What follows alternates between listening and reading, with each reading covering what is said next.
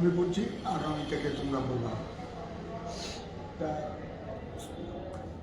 হাদিস শরীফ, হাদিসের কিতাব তেলাওয়াতের দুইটা পদ্ধতি আছে, দুইটা নিয়ম। একটা হলো কেরাতুশ শেখ, উস্তাদ পড়বে, ছাত্ররা শুনবে। আরেকটা কেরাতুত তিলমিজ আলা শেখ, ছাত্ররা পড়বে, উস্তাদ শুনবে। দুটো তরিকার উপর আমল হওয়ার জন্য আমি প্রথমে আগামী পড়ছি, আগামীতে তোমরা পড়বা। বিসমিল্লাহির রহমানির রহিম। কিতাবুল গুসল ওয়াকাউলিল্লাহি তাআলা ওয়া ইন কুনতুম জুনুবান ফাত্তাহহারু ইলা কওলিহি লাআল্লাকুম তাশকুরুন।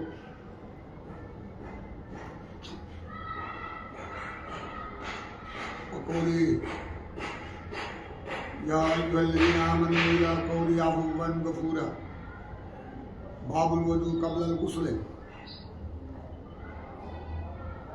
قال حدثنا عبد الله بن يوسف قال أخبرنا مالك عن هشام بن أبي عن عائشة زوج النبي صلى الله عليه وسلم أن النبي صلى الله عليه وسلم كان يغتسل من الجنابة، بدا فغسل يديه ثم يتوضا كما يتوضا للصلاة، ثم يدخل أصابعه في الماء فيقلل بها وصول الشعر، ثم يصب على رأسه 3 قرع بيده، ثم يفيد الماء على جلده كله. قال حدثنا محمد بن يوسف قال حدثنا سفيان بن الأعمش سالم بن أبي الجعاد عن قريب عن ابن عباس عن ميمونة زوج النبي صلى الله عليه وسلم قال توضأ رسول الله صلى الله عليه وسلم وضوءه للصلاة غير رجليه وغسل فرجه وما أصابه من الأذى، ثم أفاض عليه الماء ثم نحى رجليه فغسلهما. هذه غسله من الجنابة. غسل الرجل مع امرأته. قال حدثنا آدم بن أبي إياس وحدثنا ابن أبي ذئب عن الزهري عن عروة عن عائشة رضي الله تعالى عنها قالت كنت أغتسل وأنا والنبي صلى الله عليه وسلم من إناء واحد من قدر يقال له الفرق. باب الغسل بالصاع ونحره. وقال حدثنا عبد الله بن محمد قال حدثنا عبد الصمد قال حدثنا شعبة قال حدثني أبو بكر بن حفص قال سمعت أبا سلمة يقول دخلت أنا وأخو عائشة فسألها أخوه عن غسل رسول الله صلى الله عليه وسلم، دعت بعناء نهب من صاع فاغتسلت وأفاضت على رأسها بينه وبين حجاب. قال أبو عبد الله وقال يزيد بن هارون وقهز الجد وشعبة قدر صاع. وبه قال حدثنا عبد الله بن محمد قال حدثنا يحيى بن آدم قال حدثنا زهير عن أبي إسحاق قال حدثنا أبو جعفر أنه كان عند جابر بن عبد الله وهو أبوه وعنده قوم فسألوه عن الغسل قال يكفيك صاع، وقال رجل ما يكفيني، وقال جابر كان يكفي من هو أوفى منك شعرا وخيرا منك، ثم أمنا في ثوب. حدثنا أبو نعيم قال حدثنا ابن وعينة عن عمرو عن جابر بن زيد عن ابن عباس رضي الله تعالى عنهم أن النبي صلى الله عليه وسلم وميمونة كان يغتسلان من إناء واحد. قال أبو عبد الله كان ابن وعينة يقول آخرا عن ابن عباس عن ميمونة والصحيح ما رواه ابن نعيم. باب من أفاض على رأسه 3. وفي قال حدثنا أبو نعيم قال حدثنا زهير عن أبي إسحاق قال حدثنا سليمان بن سرد قال حدثني جبير بن مطعم قال رسول الله صلى الله عليه وسلم أمانا فأفيض على رأسي 3 وأشار بيديه كلتيهما. وفي قال حدثنا محمد بن بشار قال حدثنا بندر قال حدثنا شعبة عن مخوال بن راشد عن محمد بن علي عن جابر بن عبد الله قال كان النبي صلى الله عليه وسلم يفرق على راسه ثلاثة. قال حدثنا ابو نعيم قال حدثنا معمر بن يحيى بن سعد قال حدثني ابو جعفر قال لي جابر اتاني ابن عمي والد الحسن بن محمد بن الحنفيه قال كيف الغسل من الجنابه؟ فقلت كان النبي صلى الله عليه وسلم ياخذ ثلاث اكف يفيدها على راسه ثم يفيد على سائر جسده. وقال للحسن إني رجل كثير الشعر فقلت كان النبي صلى الله عليه وسلم أكثر منك شاعرا. باب الغسل مرة واحدة. وبه قال حدثنا موسى بن إسماعيل قال حدثنا عبد الواحد عن الأعمش سعد بن أبي الجواد عن قريب عن ابن عباس قالت ميمونة فدعوت للنبي صلى الله عليه وسلم عن الغسل فغسل يده مرتين أو ثلاثة ثم أفرغ على شماله فغسل مذاكيره ثم مسح يده بالعرض ثم مضمض واستنشق وغسل وجهه ويديه ثم أفاض على جسده ثم تحول من مكانه وغسل قدميه.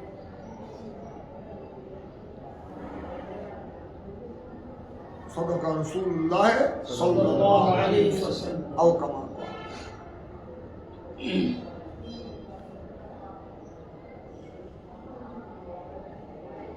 কিতাবুল গোসল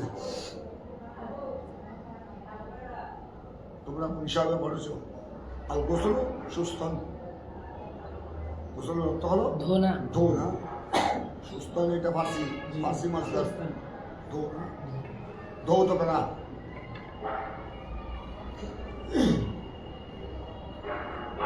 जिस्म पर पानी बहा देना, শরীরে পানি প্রবাহিত করা, এটা হলো আবিধানিক অর্থ। ধৌত করা, পরিষ্কার করা, মানে এরকম। ইসলামী শরীয়তের পরিবেশে গোসল করা হয় পবিত্রতা অর্জনের নিয়তে। পবিত্রতা অর্জনের নিয়তে সমস্ত শরীরের উপর পানি প্রবাহিত করে, ভালোভাবে পানি প্রবাহিত করা, এটাকে বলা হয় ইসলামী শরীয়তের পরিবেশ। গোসলের মধ্যে বেশ কিছু প্রকার আছে। এটা হলো আপনার ফরজ গোসল, আর গোসলুল মফরুজ ফরজ গোসল, যেটা জানাবতের গোসল স্বামী স্ত্রী সহবাসের পর, অথবা এনজালুল মনি বিশাওয়াত, উত্তেজনার সময় মনি বের হওয়ার পর,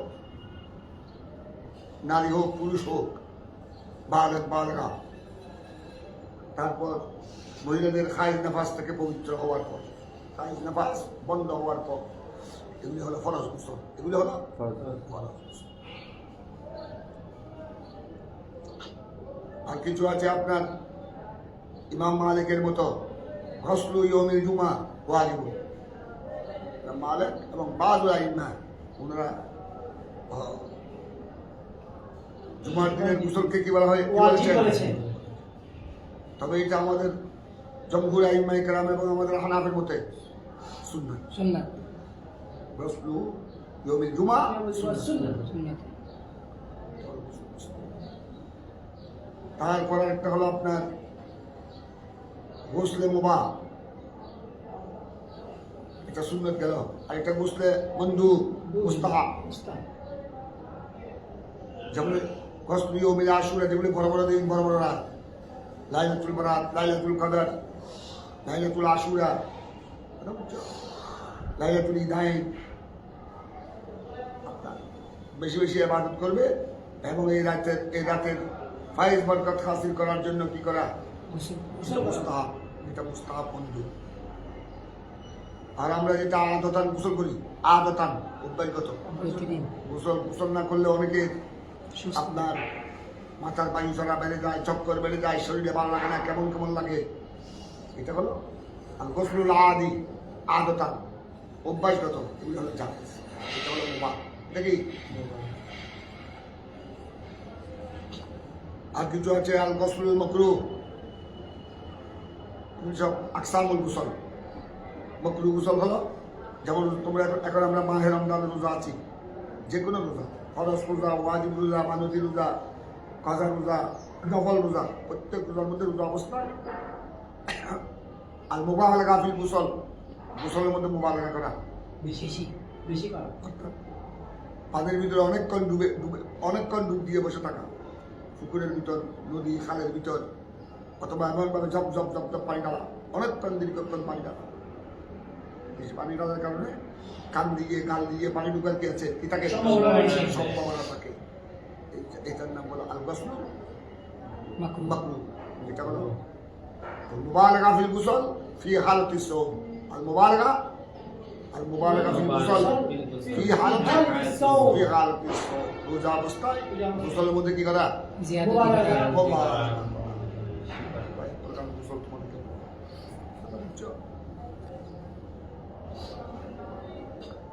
এখন শোনো, তোমরা কোরআনে পাক নাও, আয়াতে বলে ধরো, ওই কোরআনে পাক এখানে হাফেজ কোরআন কে আছো? হাফেজ কোরআন তুমি আছো? হ্যাঁ, প্রথমে ধরো, প্রথম আয়া ওই কুনতুম জুনুবান ফাত্তাহু, এটা আমাকে দিয়ে ধরো। এটা হলো সূরা নাসর না, সূরা নাসর আয়া,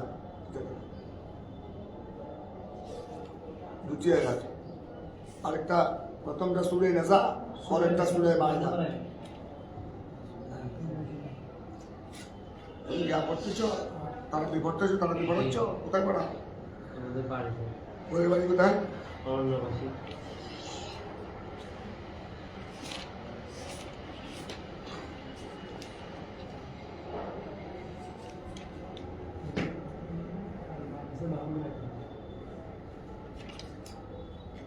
আয়াত আসলে ইমামে বুখারী এখানে আয়াত, যেসব আয়াত উদ্ধৃত দিয়েছেন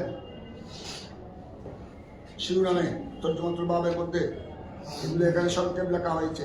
তোমরা কোরআন আয়াত দেখে নিবা, বুঝছো?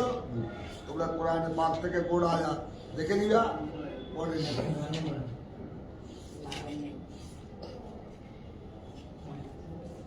আমাকে দাও একটা।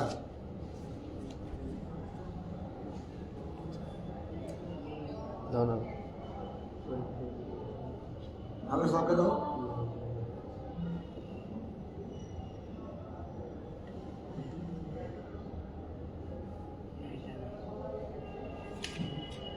কুনতুম জুনুবান ফাত্তাহু, কি ব্যাপার?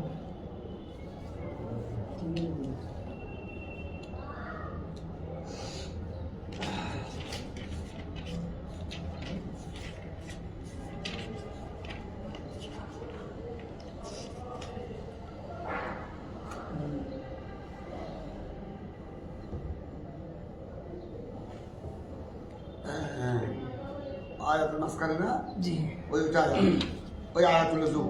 বিসমিল্লাহির রহমানির রহিম। সরম বলা সূরা মাইদা ধরো, তোমরা ধরো, এটা তোমরা একটা ধরো। জি, বিসমিল্লাহির রহমানির রহিম। দেখো কোন আয়াত, দেখো কোটা আয়াত পড় নাও। এখানে ইমামে বুখারী যেটা মকসদ, যেটা যতটুকু উদ্দেশ্য, অতটুকু তিনি নিয়েছেন। তোমরা কিন্তু কোন আয়াত পড়ে নিবা। বিসমিল্লাহির রহমানির রহিম। ইয়া আইয়ুহাল্লাযীনা আমানু ইযা কুমতুম ইলাস সালাত ফাগসিলু ওযুহাকুম ওয়া আইদিয়াকুম। এটাকে বলা হয় আয়াতুল ওযু। ফাগসিলু ওযুহাকুম ওয়া আইদিয়াকুম ইলাল মারাফিক ওয়ামসাহু বিরুউসিকুম ওয়া আরজুলাকুম ইলাল কা'বাইন ইন কুনতুম জুনুবান ফাত্তাহু ইন কুনতুম মারদা আও আলা সাফারিন আও জাআ আহাদুম মিনকুম মিনাল গায়ব আও লামাসতুমুন নিসা ফালাম তাজিদু মা'an ফাতায়াম্মামু সাঈদান তাইয়্যিবা ফামসাহু বিওজুহিকুম ওয়া আইদিকুম মিনহু মা ইউরিদুল্লাহু লিয়াজআলা আলাইকুম মিন হারাজ ওয়ালাকিন ইউরিদু লিইউতাখিরাকুম ওয়ালিউতিম্মা নি'মাতাহু আলাইকুম লাআল্লাকুম তাশকুরুন। সূরা মাইদা 6 নম্বর। জি, তোমরা অর্থ দেখো, হে ঈমানদারগণ, যখন তোমরা নামাজের জন্য ইচ্ছা করো, যা কুমতুমানি যা কাসাতু, যা কুমতুমানি যখন তোমরা নামাজের জন্য দাঁড়াও মানে এখানে তোমরা ইচ্ছা করো, যখন তোমরা নামাজের ইচ্ছা করো, ফাগসিলু ওযুহাকুম, চেহারা কি করো, ওয়া আইদিয়াকুম ইলাল মারাফিক, হাত কুনু পর্যন্ত, ওয়ামসাহু বিরুসিকুম, আর কি করো? মাথা মাসাই করো। ওয়ারজুলাকুম, এটা অর্থ হলো ওজুহাকুমের উপর। ওজুহাকুম। এবং তোমরা উভয় পা কি করো? ধৌত করো। ইলাল কাবাইন, কি পর্যন্ত? টাকনু পর্যন্ত, চুলকিরা পর্যন্ত। তারপর আসতেছে যেটা এখানে ইমাম বুখারী এনেছেন, যেটার সাথে কিতাবুল গোসলের সাথে সম্পর্ক। এবার আল্লাহ বলছেন ওই কিন্তু জুনুবান, তোমরা যদি জুনুবি হয়ে যায়, জুনুবাই নাপাক, তোমাদের শরীর যদি কি হয়ে যায়? নাপাক হয়ে যায়, তখন তোমরা ফাত্তাখারু, এটা কোন বাদ জানো? এটা ভাবে ইফাউল, এটা ভাব তফিল, ভাবে তফিল নয়, এটা ভাবে ইফাউল। ভাবে ইফাউল একটা আছে না, এটা ইফতাহ, এটা ভাবে ইফাউল। এই জন্য তো আপনার ফা কলম মুশাদ্দাদ, আইন কলম কি মুশাদ্দাদ, এটা ভাবে ইফাউলের আলামত। জি। ফা কলম মুশাদ্দাদ হবে, আইন কালিমা মুশাদ্দাদ। ভাবে তফিল হলে শুধু আইন কলম কি হবে? মুশাদ্দাদ। রব্বুল আলামিন ইরশাদ করছেন, যদি তোমরা নাপাক হয়ে যাও, তোমাদের উপর যদি তোমাদের শরীর যদি নাপাক হয়ে যায়, তখন তোমরা ফাত্তাখারু, পবিত্রতা কি করো?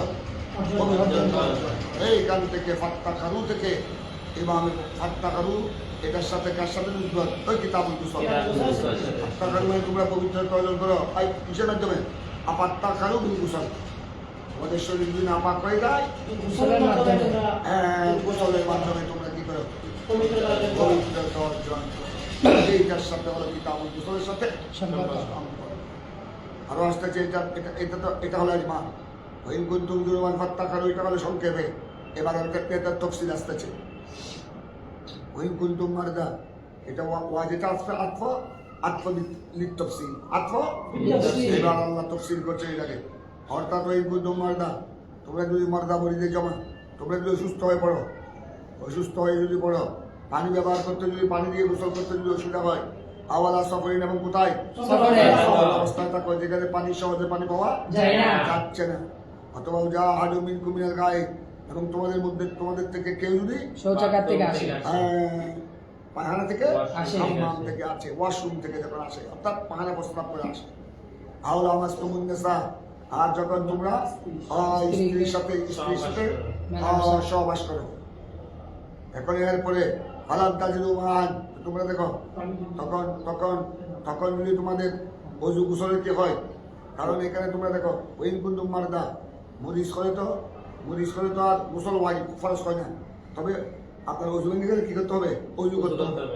আর সফরের অবস্থায়ও আপনার শরীর নাপাক হলে তখন আপনার গোসল লাগবে। আর নাপাক হলে অজু ভেঙে গেলে অজু তো করতে হবে। আর পাহাড় প্রস্তাব থেকে আসলে হাম্মাম থেকে আসলে তখন তো কি হয়ে যায়? অজু ভেঙে যায়, অজু করতে হয়। আর আওলা মাসতুমুন নিসা, স্ত্রী সমাজ করলে তো গোসল ফরজ হয়। মোটামুটি কথা হলো এই আয়াতে ওই কুনতুম মারদা থেকে, অর্থাৎ যখন তোমাদের উপরে উযু অথবা গোসল কি হবে? ফরজ হবে। কিন্তু তোমরা ফালাম তাজিদু মান, তোমরা কিন্তু কি পাচ্ছ না? পানি পাচ্ছ না। কারণ ওযুর জন্য কি লাগবে? আর গোসলের জন্য পানি লাগবে। এইসব অবস্থায় যদি তোমরা পানি না পাও, তো ফাতায়াম্মামু সাইয়্যিদান তাইয়্যিবা। আর তোমরা জানো, আর মরিজের জন্য পানি আছে, কিন্তু পানি ব্যবহার করলে উনার রূপ কি হয়ে যাবে? ভেঙে যাবে। অথবা উনার শরীরের জানের খতরা আছে, খতরা আছে। তখন তোমরা কি করো? ফাতায়াম্মামু পবিত্র মাটি দিয়ে কি করো? অজু যখন ফরজ হবে, অজুরও তায়াম্মুমটা পুরোটা কায়েম মাকাম। তায়াম্মুম ये वजू का भी कायम मकाम है और गुस्ल का भी कायम मकाम है। এটার দ্বারা তায়াম্মুম একগুলিতে দুই ফাঁকে শিখা। তায়াম্মুমের দ্বারা উযু হয়ে যায়, গোসলের কামও হয়ে যায়, গোসলের কামও হয়ে যায়। এই জন্য আল্লাহ তোমার তাআলা বললেন ফাতায়াম্মামু সাইয়্যিদান তাইয়্যিবা। তারপর আসতেছে ফামসাহু বিউজুহিকুম ওয়া আইদিকুম মিনহু। তায়াম্মুমটা কিভাবে করবে? এবার ফামসাহু ফাইল তাফসীর, তাফসীরের জন্য তায়াম্মুম কিভাবে করবে? আল্লাহ এটা শিক্ষা দিয়েছেন। তোমরা তায়াম্মুম করবে ফামসাহু বিউজুহিকুম ওয়া আইদিকুম মিনহু কুল মানজা সাইয়্যিদান তাইয়্যিবা। পাক মাটি দিয়ে তোমরা কি করো? প্রথম দুই হাতের তালু কোথায় মারবা? মাটিতে। মাটি দেওয়ার তারপর প্রথমে কি ঝাড়ু দিয়ে, তারপর প্রথমে চেহারা ফামসাহু বিউজুহিকুম। এইভাবে মশা করবা, তারপর আরেকবার দিয়ে তারপর হাত কি করবা, এইভাবে মশা করবা, এইভাবে মশা করবা। কেমন? জি। এটা তায়াম্মুমের সূরত আল্লাহ তাবারক ওয়া তাআলা এখানে স্পষ্ট বর্ণনা করেছেন। তোমরা তায়াম্মুম কিভাবে করবে? ফামসাহু বিউজুহিকুম ওয়া আইদিকুম মিনহু মানে সাইদান তাইয়িব। মিনাস সাইয়্যিদিত তাইয়্যিব, মিনাস সাইয়্যিদিত তাইয়্যিব। তারপর আল্লাহ তাবারক ওয়া তাআলা আরো বলছেন মা ইউরিদুল্লাহু লিয়াজআলাকুম মিন হারাজ, আল্লাহ এই সমস্ত বিধান কেন দিলেন? তোমাদের অজুর পরিবর্তে তায়াম্মুম, গোসলের পরিবর্তে তায়াম্মুম। এটা আল্লাহর উদ্দেশ্য হলো আল্লাহ কিসের আল্লাহ বান্দার জন্য কঠিনতাকে, আল্লাহ বান্দার জন্য কঠিনতাকে ইচ্ছা করে না। আল্লাহ সবসময় বান্দার জন্য কি চায়? সহজ পন্থা চায়, কঠিন পন্থা চায় না। মাইদুল্লাহ মাইনাফিয়া, মাইদুল্লাহ আল্লাহ চায় না চায় না। লিয়াজআলাকুম মিন হারাজ, তোমাদের উপর কি হোক? কঠিন। তোমাদের উপর হারাজ, কঠিনতা, তোমাদের উপর কাঠিন্য হোক, এটা আল্লাহ চায় না। আল্লাহ চায় না। ওয়ালাকিন ইউরিদু লিতাকুম, তবে আল্লাহ চায় যাতে তোমরা কি হত্যা অর্জন করতে পারো। তোমরা যদি পানি দিয়ে অজু করতেও না পারো, পানি দিয়ে গোসল করতেও না পারো, কথা বুঝছো, তারপরে যদি তোমরা না পাক না থাকো, অন্তত তোমাদের পবিত্রতার একটা কি হয়ে যায়, ব্যবস্থা যেন হয়ে যায়। কারণ যদি তায়াম্মুমের ব্যবস্থা না হলে, তায়াম্মুমের বৈধতা না হলে, তখন মানুষ যারা পানি দিয়ে অজু করতে পারবে না, পানি দিয়ে গোসল করতে পারবে না, বা পানি পাচ্ছে না, তখন তাদেরকে ঘন্টাকে ঘন্টা দিনের পর দিন না পাক অবস্থায় থাকতে হবে। এটা বন্ধার জন্য একটা কি আছে, এটা বন্ধার জন্য একটা অশুভনীয় ব্যাপার। ঘন্টাকে ঘন্টা, দিনকে দিন, রাতকে রাত, দিনের পর দিন না পাক অবস্থায়, শরীর না পাক অবস্থায় থেকে যাওয়া, কথা বুঝছো, এটা তো একটা মানুষের জন্য কল্যাণকর নয়। তাই আল্লাহ চায় অন্তত তোমরা পানি দিয়ে উজু করতে না পারলো, পানি দিয়ে গোসল করতে না পারলো, যেন তোমরা কি করো, পবিত্রতা অর্জন করতে পারো। এই জন্য আল্লাহ তায়াম্মুমে কি দিয়েছেন? বিধান দিয়েছেন। ওয়ালাকিন ইউরিদু লিইউতাহহিরাকুম ওয়ালিউতিম্মা নি'মাতাহু আলাইকুম। আর আল্লাহ তায়াম্মুমের মাধ্যমে আল্লাহর নিয়ামতকে তোমাদের উপর কি করেছেন? পরিপূর্ণ করেছেন। পরিপূর্ণ তায়াম্মুমের মাধ্যমে, দেখো তায়াম্মুমের মাধ্যমে আল্লাহর নিয়ামত পরিপূর্ণ হওয়া মানে এটা কিভাবে করেছেন আল্লাহ? কারণ তায়াম্মুমের দ্বারা আমরা যখন পবিত্র হয়ে গেলাম, কথা বুঝছো, তো পবিত্র যখন হয়ে গেলাম, এখন আমরা নামাজ কালাম সব পড়তে পারছি, সব পড়তে পারছি, তারপর আল্লাহর ইবাদত বন্দেগী করতে পারছি। এটার দ্বারা আল্লাহর ইবাদত যখন আমরা বেশি করতে পারবো, তখন আল্লাহ আমাদের উপর, বান্দার উপর নিয়ামত কি করে দিবেন? পরিপূর্ণ করে দিবেন। লাআল্লাকুম তাশকুরুন। আল্লাহ এইসব বিধান, এই অজু গোসল সম্ভব না হলে পানি দিয়ে, তখন তায়াম্মুমের বিধান, এইসব বিধান আল্লাহ বান্দার উপর জারি করলেন কেন? যাতে তোমরা কি করতে পারো? যাতে তোমরা শুকরগুজারি করতে পারো, আল্লাহর দরবারে কৃতজ্ঞতা আদায় করতে পারো। তো এই আয়াতের সাথে যেহেতু এটা হলো সূরা মাইদা 6 নম্বর তারপর এখানে তোমরা আয়াতটা দেখে নিও। ইমামে বুখারী, এটা তোমরা জানো, আমাদের দেখো, এটা ইমামে বুখারী আদত, সৈয়দ ইমামে বুখারী রাদিয়াল্লাহু তাআলা আনহু। এইখানে তোমরা এখন বুখারী শুরু করছো, এখান থেকে এটা ইমাম বুখারী রাদিয়াল্লাহু মিন আদতিল বুখারী। ইমাম বুখারী আদত হলো উনি আপনার কিতাব এবং বাব অর্থাৎ শিরোনামের সাথে তিনি কোরআনে পাকের যেসব আয়াতের সাথে শিরোনামের সাথে কি আছে, সম্পৃক্ততা, তিনি এইসব আয়াত কি করেন? উদ্ধৃতি দেন।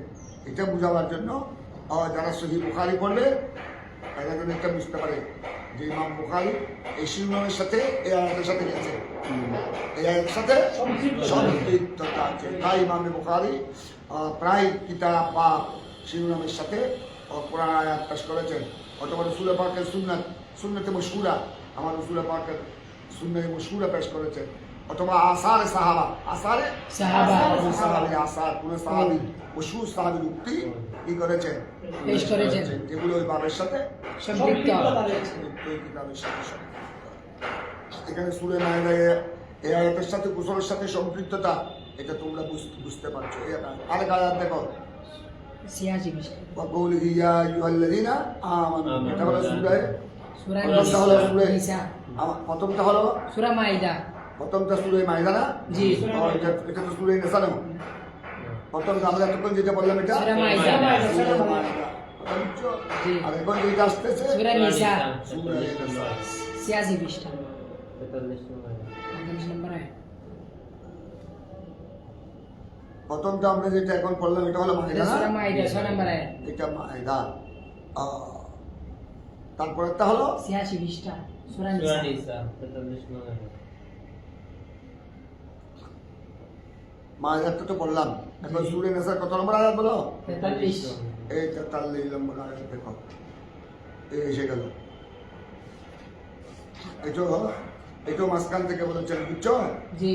ইমামে বুখারী মাঝখান থেকে ওনার যেটা উদ্দেশ্য ওইটা তিনি উল্লেখ করেছেন। এটাও গোটা আয়াত পড়ে নাও।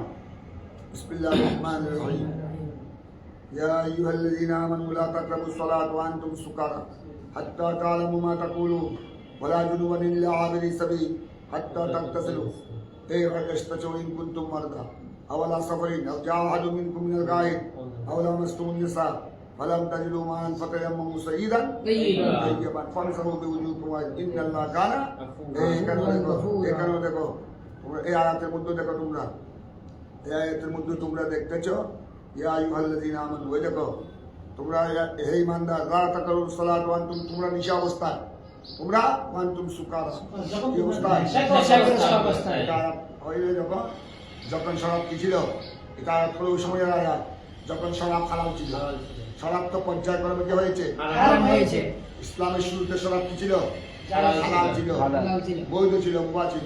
এটা পর্যায়ক্রমে কি হয়েছে? হারাম হয়েছে। হ্যাঁ, এই জন্য ওই সময়কার আয়াত। তাই বলছে তোমরা যদিও ওই সময় শরাব মুবাহ ছিল, হালাল ছিল, তারপরে শরাব পান করার পর যখন কি হয়ে যায়, তোমরা যখন নিশাগ্রস্ত হয়ে যাও, নিশাগ্রস্ত ওই অবস্থায় কি করবে না? ওই অবস্থায় নামাজের নিকটে আসবে না। তার মানে ওই অবস্থায় নামাজ পড়বে না। পড়বে না, কারণ ওই অবস্থায় নামাজ পড়ে নামাজ কি হয়ে যাবে? ভুল হয়ে যাবে। গন্ডগোল হয়ে যাবে। যতক্ষণ পর্যন্ত তোমরা হাত্তা তা'লামু, যতক্ষণ তোমাদের জ্ঞান ফিরে আসবে না, যতক্ষণ তোমাদের জ্ঞান ফিরে আসবে না। কিসের জ্ঞান? মা তাকুলুন, যা তোমরা বলছো, এই জ্ঞান যতক্ষণ ফিরে আসবে না। নিশা অবস্থায়, নিশাগ্রস্ত অবস্থায় তোমরা নামাজের কাছে যাবে না। ঠিক তদ্রুপ আলা জুনুবান, এই আল্লাহ জুনুবান, জুনুবিদেরকে বলা হয়েছে যারা জুনুবি, যাদের উপর গোসল কি হয়েছে, ওই হাত্তা তাকতাসিলু, যারা তাদের শরীর নাপাক হয়ে গেছে। এটা বুঝছো? সহবাসের কারণে, স্ত্রী সহবাসের কারণে, অথবা ইনজালে মনি বিশ্ববাদ, অথবা সহবাতের সাথে মনি বের হওয়ার কারণে, কথা বুঝতো? অথবা শব্দদোষ, অথবা শব্দদোষ, ইহতিলাম, নারী হোক পুরুষ হোক, বালেগা মহিলা, বালেগ পুরুষ, স্বপ্ন দোষের কারণে যদি কি বের হয়, মনি মনি বের বের হয়। হয়। এইসব কারণে আপনার খাইজ নেফাস যখন বন্ধ হয়, তখন আপনার গোসলকে হয়, শরীর জুনুবি হয়ে যায়, শরীর নাপাক হয়ে যায়। তো শরীর যদি তোমাদের শরীর যদি নাপাক হয়ে যায়, যতক্ষণ তোমরা কি করবে না, গোসল করবে না, ততক্ষণ পর্যন্ত তোমরা নামাজ আদায় করবে না। কথা বুঝেছ? জি। নিশাগ্রস্ত অবস্থায়ও যতক্ষণ তোমাদের জ্ঞান ফিরে আসবে না, ততক্ষণ পর্যন্ত তোমরা নামাজের কাছে আসবে না, নামাজ পড়বে না। তদ্রূপ যখন তোমাদের শরীরকে হয়ে যায়, না পাক হয়ে যায়, তখন তোমরা নামাজ আদায় করবে। যতক্ষণ পর্যন্ত কি করবে না, হাত্তা তাকতাসিলু, যতক্ষণ তোমরা গোসল করবে। গোসল করবে না। এই কারণে হাত্তা তাকতাসিলু, এটার সাথে কিতাবুল গোসলের সাথে কি সম্পর্ক। হাত্তা তাকতাসিলু, এখানে গোসলের কথা এসেছে। কেমন? জি। যাদের শরীর না পাক হয়ে যায়, তোমরা যারা জুনুবি হয়ে যাও, তারা কি করতে হবে? গোসল করতে হবে। এগুলো এইসব আয়াতের দ্বারা ফরজ গোসলের বর্ণনা এসেছে। এই দুটো আয়াত তোমরা দুটো আয়াত দেখেছ, একটা সূরা মায়েদা আর একটা সূরা নিসা। দুটো আয়াতের মধ্যে কিসের কথা রয়েছে? গোসলের কথা। ফরজ গোসলের কথা রয়েছে। ফরজ গোসলের কথা। কারণ শরীর যদি নাপাক হয়ে যায়, স্বামী স্ত্রী সহবাস, জালেমনি, ইহতিলাম, খায়ের নেফাস বন্ধ হলে এইসব অবস্থায় গোসল করা কি ফরজ। ফরজ। এই দুই আয়াতের মধ্যে সূরা মায়েদা, সূরা নিসা, এই দুই আয়াতের মধ্যে আল্লাহ তাবারক ওয়া তাআলা ফরজ গোসলের কি দিয়েছেন? বিধান দিয়েছেন। দিয়েছেন। তারপর তোমরা আরো তফসিল, আরগুলো তোমরা সূরা মায়েদাতে পড়েছো। ওয়াইন কুনতুম মারদা আও আলা সাফারিন আও জাআ আহাদুম মিনকুম মিনাল গায়িদ আও লামাসতুমুন নিসা ফালাম তাজিদু মা'an, তখন তোমরা এই ফাতায়াম্মামু সাইয়্যিদান, তোমাদের গোসল যদি সম্ভব না হয়, বা পানি দিয়ে উজু করা বা পানি দিয়ে গোসল করা যদি কি না হয় সম্ভব না হয়। তখন তোমরা পবিত্র পবিত্র মাটি দ্বারা তায়াম্মুম করো। তায়াম্মুম করো। তায়াম্মুম কিভাবে করবে? ওই একই বর্ণনা সূরা মাইদার মতো ফামসাহু বিউজুহিকুম ওয়াইদিকুম। বেশ কম সূরা যতটুকু সূরা মাইদার মধ্যে পড়েছে ফামসাহু বিউজুহিকুম ওয়াইদিকুম মিনহু। মিনহু। ওখানে একটা মিনহু ছিল, এখানে একটা মিনহু নাই। এখানে মিনহু নাই। পার্থক্য বুঝছো? জি। বিধান একই, শব্দ প্রায় একই, কিন্তু ওখানে সূরা মাইদায় পড়েছে ফামসাহু বিউজুহিকুম ওয়াইদিকুম মিনহু। মিনহু মানে ইনা সাঈদুত তাইয়্যিব। এখানে মিনহু নাই। নাই। এই বেশ কম বলে ইন্নাল্লাহ কানা আফওয়ান গফুরা। আল্লাহ ক্ষমাশীল, আল্লাহ ক্ষমাবান। আল্লাহ বান্দাকে ক্ষমা করেন। তোমাদের পানি দিয়ে উজু করা তোমাদের উপর ফরজ হয়েছিল, পানি দিয়ে গোসল করা তোমাদের উপর ফরজ হয়েছিল, কিন্তু তোমরা পারছ না বিদায় আল্লাহ তোমার তারা তয়মুমে দিলেন। বিধান দিলেন। এটার দ্বারা তোমাদের কোনো গুনাহ হবে না। আল্লাহ কি করবেন? মাফ করে দিবেন। আল্লাহ যেহেতু ক্ষমাশীল, আল্লাহ যেহেতু ক্ষমাবান, আর আল্লাহ আফুবানো আল্লাহ গফুর। আফুবান। তবে এখানে একটা তোমাদের প্রশ্ন আসতে পারে, প্রথম আয়াত যেটা ইমাম বুখারী এখানে দ্বিতীয় আয়াত আছে কিতাবুল গোসল, গোসলের বিধান বর্ণনা করার জন্য দুটি আয়াত আছে। প্রথম আয়াতটা হলো সূরা মাইদা 6 নম্বর। তারপরটা হলো সূরা নিসা 43 নম্বর আয়াত। কিন্তু কোরআনের মধ্যে তরতিবের মধ্যে কি মাইদা আগে না নেসা আগে? নেসা আগে। নেসা। তো নেসা তরতিবের মধ্যে কোরআনে পাকের সূরার তরতিব, যে তরতিবু সুয়ার, তরতিবু সুয়ার আল কোরআন, তরতিবু সুয়ারিল কোরআন, তরতিবু সুওয়ারিল কুরআন। কোরআনের সূরা সমূহের যে তরতিব, ওই তরতিবে তো কি আগে? সূরা নিসা আগে। তারপর কি? মাইদা। এই তো ইমাম বুখারী রাদিয়াল্লাহু তাআলা আনহু উনি পরেরটা আগে নিয়েছেন, পরের সূরার আয়াত আগে নিয়েছেন, আগে সূরার আয়াত পরে নিয়েছেন। পরে এনেছেন। এখানে হিকমত কি? কথা বুঝছো? এখানে এক নম্বর হিকমত বলবা, এটা হলো লফজ নশর গায়ে মুরাত্তাব। এখানে ইমামে বুখারীর তরতিবের কি করে নেন? তরতিবের লাহাজ করে নেন। এক নম্বর জবাব হলো এখানে ইমাম বুখারী তরতিবের লাহাজ, ইমাম বুখারীর বিষয় হলো গোসলের কি করা? গোসলের বর্ণনা বিধান, করা। গোসলের বর্ণনা বিধান কোরআনে পাক থেকে বয়ান করা। কোরআনে পাক থেকে বর্ণনা। এখানে তিনি সূরার তরতিবের দিকে ওনার কি ছিল না? নজর ছিল। ওইদিকে ওনার দৃষ্টি ছিল না, কারণ ওনার তরতিব উদ্দেশ্য ছিল না। ওনার উদ্দেশ্য ছিল কি বয়ান করা? গোসলের বিধান বয়ান। তো এই দুটো আয়াতের সাথে যেহেতু গোসলের সাথে কি আছে? সম্পৃক্ত রয়েছে। এই জন্য আপনার দুটো আয়াত, দুটো সূরার দুই সূরার দুই আয়াত কি করেছেন? উল্লেখ করেছেন। উদ্ধৃতি দিয়েছেন। এখানে তরতিবের দিকে কি নয়? নজর এক নম্বর জবাব দিলেন। দুই নম্বর বলো, এখানে ভালো করে খেয়াল করো, খুব ভালো করে খেয়াল করো। এখানে ওই তোমরা দেখতেছো, দুই নম্বর হলো এখানে মায়েরটা আগে নিয়েছে। কথা বুঝছো? মায়েরটা হলো কোনটা? ওই কুতুম জুরবান তো ওইটা তো কে আসে চায়, ওইটা কোথায় আসা? পরে আসা। কিন্তু ওইটা কি নিলেন? মুকাদ্দাম। যেহেতু খুব ভালো করে খেয়াল করো, যেহেতু এখানে ফাইন কুন্তুম জুরমান ফাত্তাহারুটা আগে এসেছে।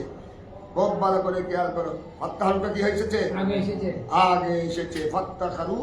ফাত্তাহারুর সাথে কিসের নিসবত? গোসলের সময়। গোসলের। গোসলের নিসবত, গোসলের সম্পৃক্ততা। এই জন্য এটাকে ইমামে বুখারী সরাসরি আগে নিয়েছেন। তারপর হলো দেখো, এক কথা তোমরা এখানে আসল উত্তর দিব এটা, हाँ इमाम बुखारी का मकसद तरतीब का लिहाज नहीं, तरतीब का लिहाज ये मकसद नहीं, हाँ मकसद है मसला बताना, मसला बतानो और গোসলের সাথে সম্পৃক্ততা এই দুই সূরা দুই আয়াতের সাথে এটা উল্লেখ করা ইমাম বুখারী কি উদ্দেশ্য। আচ্ছা এখন তোমরা দেখো কিতাবুল গোসলের মাথার প্রথম বাব দেখো, আল ওযু কাবলাল গোসল, আল ওযু কাবলাল গোসল। এটা রাখতে হবে। আর বাবু বায়ানুল ওযু, বায়ানুল ওযু কাবলাল গোসল। আমাদের দেখো যাদের উপর ইমাম বুখারী এই বাবের মাধ্যমে তোমাদেরকে এই মাসলা উনি বর্ণনা করছেন। ইমাম বুখারীর উদ্দেশ্য হল একটি মাসলা বয়ান করা। মাসলাটা কি? এখন থেকে যাদের উপর গোসল ফরজ হয়েছে, স্বামী স্ত্রী সহবাস হলো, গোসল ফরজ হয়েছে উভয়ের উপর, অথবা আপনার স্বপ্ন দোষ হলো, গোসল ফরজ হলো, অথবা ইনসানে মুনি বিশ্বমত হলো, গোসল ফরজ হলো, অথবা মহিলাদের খাই নামাজের রক্ত বন্ধ হলো, গোসল ফরজ হলো, তখন কি সরাসরি গোসল করবে আগে না গোসলের আগে ওযু করবে?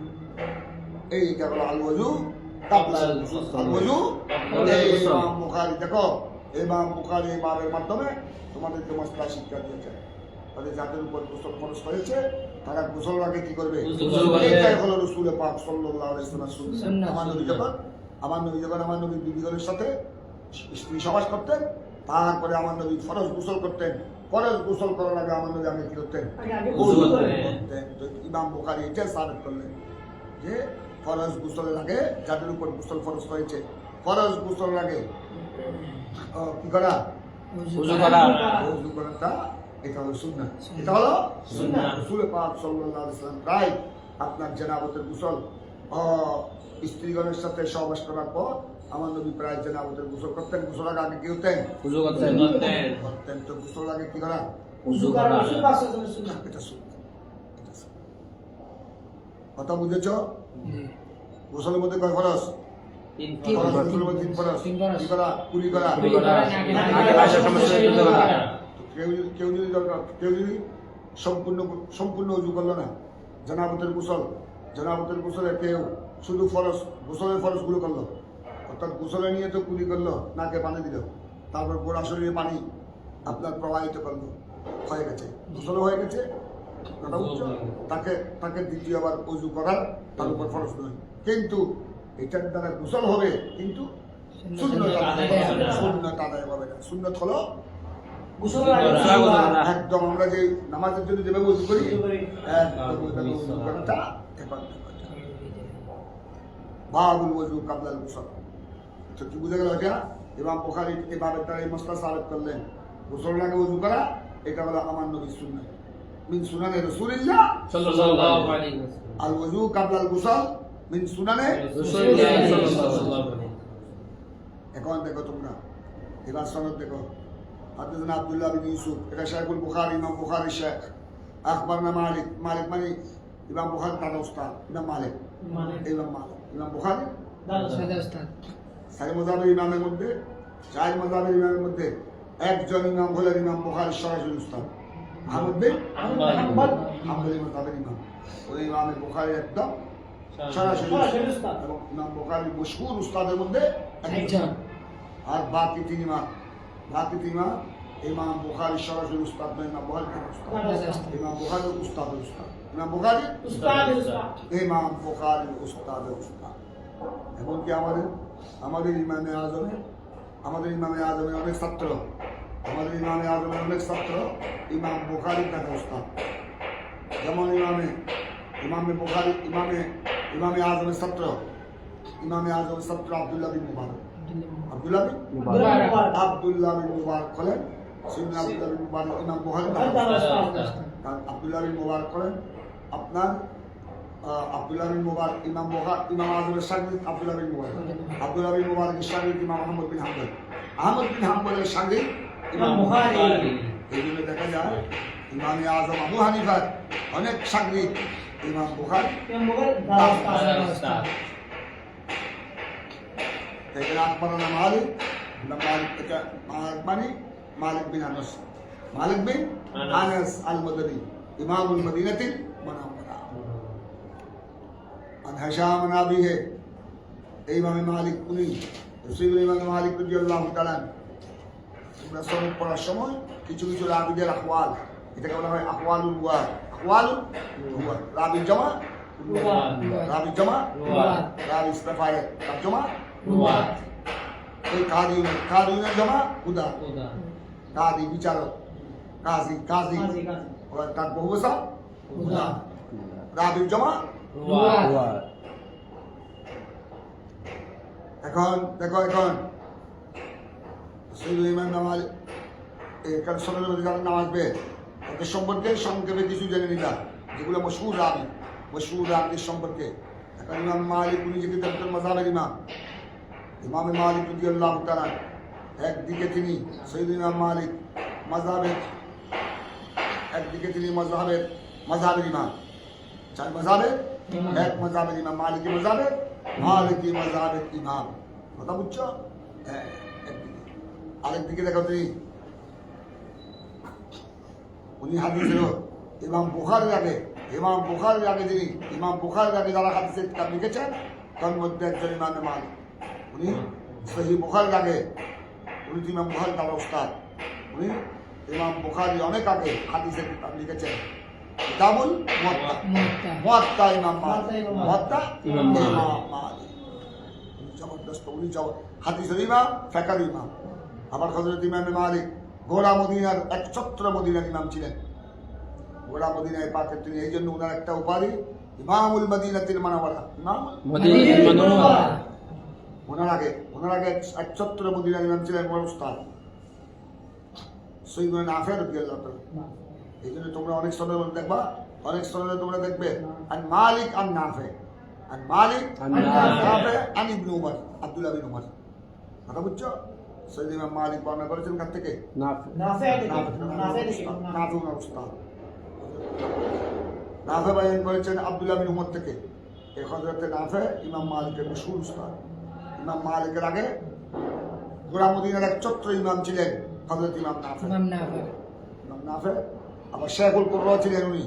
উনার জমানায় উনি কাজীদের শেখ ছিলেন, আবার মুহাদ্দিসদেরও শেখ ছিলেন, একছত্র ইমাম ছিলেন। তারপর ইমাম হযরত ইমাম নাফে ইমাম মালিকের উস্তাদ, উনার ইন্তেকালের পর তারপর এই মসনদে বসলেন কে?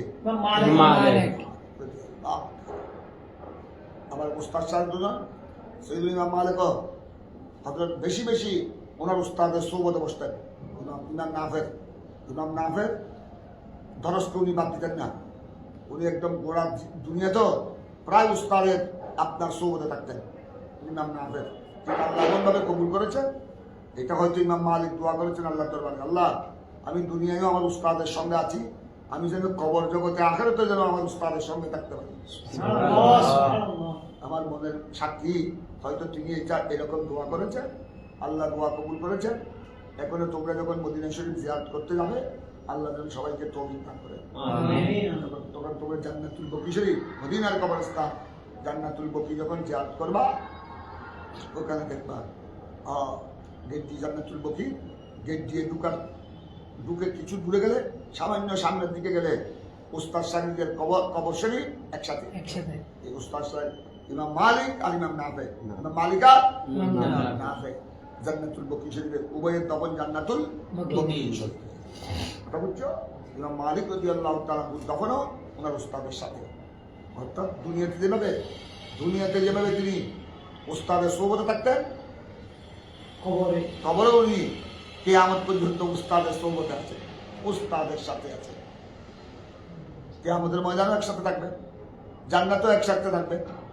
বিফাদিল্লাহি আযজা ওয়া জাল্লা ইনশাআল্লাহ তাবারাকা ওয়া তাআলা। এই ইমাম মালিক উনি বড় আশিক রাসূল ছিলেন। আল আশিকুস সাদিক লিরাসূলিল্লাহ সাল্লাল্লাহু আলাইহি ওয়াসাল্লাম, আমার রাসূলের বড় আশিক সাদিক ছিলেন, একদম ফানাফি রাসূল ছিলেন। ইমামদের মধ্যে যারা আমার রাসূলের বেশি ফানা ছিলেন, ফানাফি রাসূল একজন ইমাম মালিক।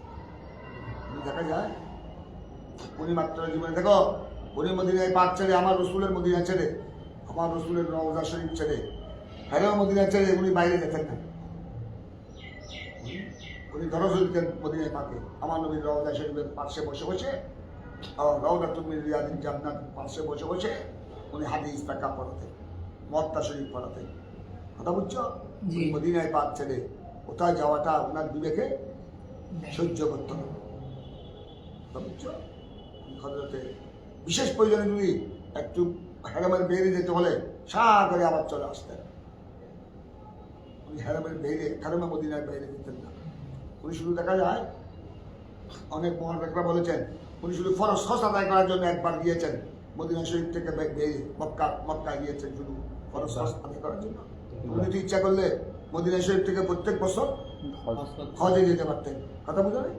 কিন্তু তিনি একমাত্র ফরজ হজের জন্য একবার গিয়েছেন। কেন জানো? কারণ ওনার আশা ছিল যে আমি যদি মদিনায় পাক থেকে বের হই, যদি আল্লাহর হুকুম, মতের মৃত্যুর হুকুম যদি চলে আসে, মৃত্যুর হুকুম চলে আসলে তো আমার পেয়ারা নবীর নুরানি মাটিতে তো আমার কি হবে না, দাফন হবে না। মৃত্যু হবে না। মৃত্যু হবে না। ওনার কামনা ছিল আমি এই মদিনায় আমার গোড়া জিন্দেগি এবং মরতে যেন আমার কোথা হয় মদিনায় মদিনায় আমার পেয়ারা রসুলের কদমে পাকের পাশে যেন হয়, আমার নবীর মদিনার তো রসুল হেরমে মদিনায় যেন যেই জমিনে আমার পেয়ারা রসুলের এন্তাকাল হয়েছে, আমার এন্তাকাল যেন সেই জন্য না। সেই জমিনে হয়। যেই জমিনে আমার পেয়ারা নবীর দাফন হয়েছে, আমার দাফন যেন সেই মদিনার জমিনে হয়। এই জন্য উনি মদিনা শরীফের বেড়ে যেতেন। এত বড় আশিক রসুল ছিলেন, মৃত্যুর একদম শেষ মুহূর্ত পর্যন্ত তিনি মদিনায় পাকে আমার নবীর কদম শরীফের পাশেই রওজায়ে পাকের পাশে উনি জীবন অতিবাহিত করেছেন। এত বড় আশিকে সাদেক ছিলেন রাসূল পাক সাল্লাল্লাহু আলাইহি ওয়াসাল্লাম। ইমামে মানে উনি এমনকি ওই সময় তো গাছগুলা ছিল না, ওই সময় ছিল চতুষ্পদ জন্তু, ওই সময় ছিল চতুষ্পদ জন্তু। ওনাকে উনি জন্তুর উপর পর্যন্ত গাদা, খচ্চর, ঘোড়া, উট ওগুলার ফিটে বসতেন না। তিনি ওই মদিনা শরীফের বিশেষ কারণে মদিনা শরীফ থেকে একটু দূরে যেতে হতো, পায়ে হেঁটে যেতেন। উনি পায়ে হেঁটে যেতেন। এখন বর্তমানে না, মদিনা শরীফের চতুর্পার্শ্বে নিকটে অনেক হাম্মাম আছে, বড় স্ট্যান্ডার্ড হাম্মাম। সৌদি গভর্নমেন্ট অনেক সুন্দর সুন্দর হাম্মাম করেছে, একদম খানে কাবার চতুর্পার্শ্ব মদিনায় পাকে আমার নবী মসজিদ নবী শরীফের চতুর্পার্শ্বে ওলা মাঠ আছে, ওলা মাঠের পরে অনেক হাম্মাম আছে। কিন্তু ইমাম মালিকের জমানায় আপনার অনেক দূরে ছিল আপনার হাম্মাম। কথা বুঝছো?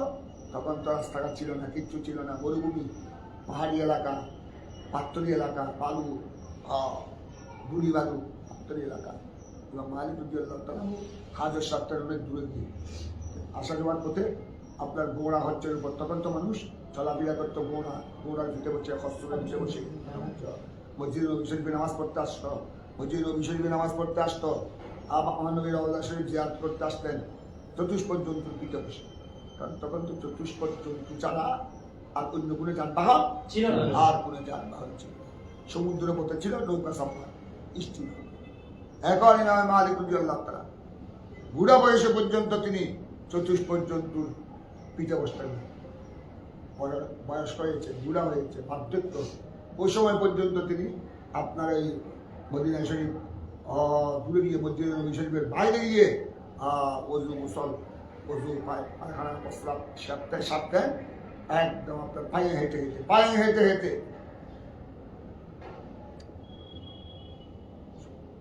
আরব দেশে গরমের সময় গরম বেশি, শীতের সময় বেশি। আরব দেশে শীতের সময়ও পা ফেটে যায়, গরমের সময় কি হয়ে যায়? পা ফেটে যায়।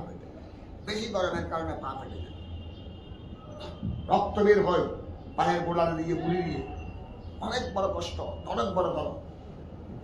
মালিক এই কষ্ট সহ্য করতেন, কিন্তু চতুষ্পদ জন্তুর পিঠে বসলেন না। ওনাকে প্রশ্ন করা হোক, সামনে ওনার তো সতর্ক হাজার আমরা চতুষ্পদ জন্তুর পিঠে বসে আমরা আসতেছি, আপনার কাছে দরজ আসতেছি, মদিনা শরীফ আসতেছি, মসজিদ নবী শরীফ আসতেছি, আমার নবীর রওজা শরীফ জিয়ারত আসতেছি। আমরা আপনার অবস্থা দেখছি, আমাদের কত খারাপ লাগছে। না, আরে আমি বললে তোমরা ঘোড়া টানো, উট, গাদা, বস্ত্র অনেক নিয়ে আসবে, আমি জানি, আমি বলার দেরি শুধু, কিন্তু আমার তো লজ্জা লাগছে। ইন্নী আস্তাগি আনাকা তুরবাতান ফিহা কবরুন নবী সাল্লাল্লাহু আলাইহি ওয়াসাল্লাম বিহাফিরে দাব্বাতি। আমি বললে অনেক গুণ আমার সামনে চলে আসবে, আমি যখন ইচ্ছা তখন আমি চতুষ্পদ জন্তুর পিঠে বসতে পারি আমার জরুরি কাজ সারার জন্য। আমার এটা লজ্জা লাগছে, ইন্নী আস্তাগি, আমি শরম লাগছে, আমার লজ্জা লাগছে। আনাতা তুরবাতান, আতা তোয়া দিয়ে লেপট না অতিক্রম করা। আমি তুরবাতান মানে মাটি, ওই জমিন, যেই জমিনে ফিহা কবরুন নবী সাল্লাল্লাহু আলাইহি ওয়াসাল্লাম, যেই জমিনে আমার প্রিয় রাসূলের রওজা, ওই জমিনকে আমি চতুষ্পদ জন্তুর কুর দিয়ে খাবেরে দাঁত পাতি, বেহাফেরে খাবের কুর চতুষ্পদ পুকুর গোড়া কাদা খচ্চর উঁট এগুলা খুর দিয়ে এই জমিনকে মোড়ানো মাথা মানে মোড়ানো এটা আমার কি লাগছে লাগছে আমার রসুল তো রওজা শরীফে আমার রসুল তো দেখো ইমাম মালিকের আকীদা আর আমার রসুল তো রওজা শরীফে জিন্দা আমি দেখছি না সাধারণ মানুষ রসুলের পাককে দেখছে না আমার রসুল তো পুরা কায়নাতকে দেখতেছে সমস্ত নবীগণ ইন্তেকালের পর রওজা শরীফে জিন্দা আল-আম্বিয়া আহইয়াউন ফি কুবুর في قبورهم আল-আম্বিয়া আহইয়া ফি কুবুরিহি হাদিসে রাসূল ইমাম জালালউদ্দিন সুয়ুতী এই সব হাদিস বয়ান দিয়েছেন শারহুস সুদূরের মধ্যে ইমামে জালালউদ্দিন সুয়ুতী আলাইহি রহমা এই হাদিসগুলি বয়ান দিয়েছেন কথা বুঝছো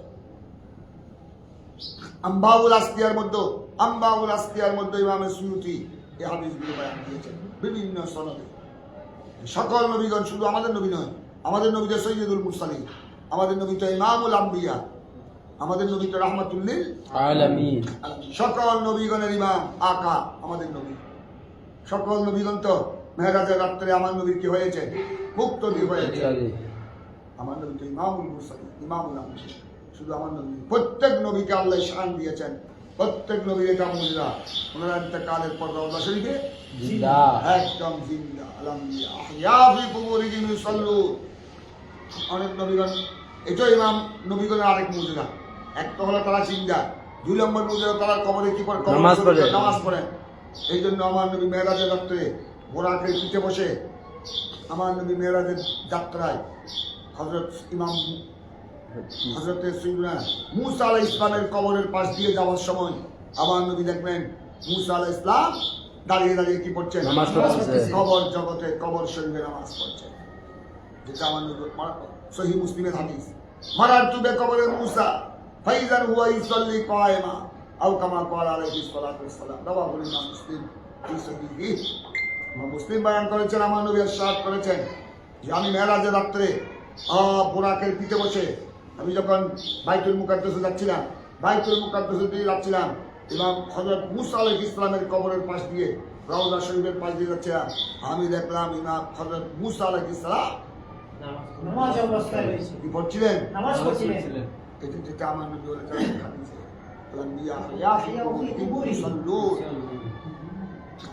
অফির আরেক রাওয়ায়াত আছে আও অফির রাওয়ায়াত ইয়াহুজ্জুন ওনারা হজের সময় প্রত্যেক নবীরা হজের সময় রওজা শরীফ থেকে আরফাতের ময়দানে চলে আসে ওনারাও হাজিদের সাথে হজের মধ্যে শরীক হয় এই জন্য তো আরফাতের ময়দানে দোয়া করব কারণ আরফাতের ময়দানে হাজিদের সাথে দোয়াতে কেরা শরীক থাকে নবীগণ শরীক থাকে আরফাতের ময়দানে হাজিরা কেন হাজিদের সাথে কারা থাকে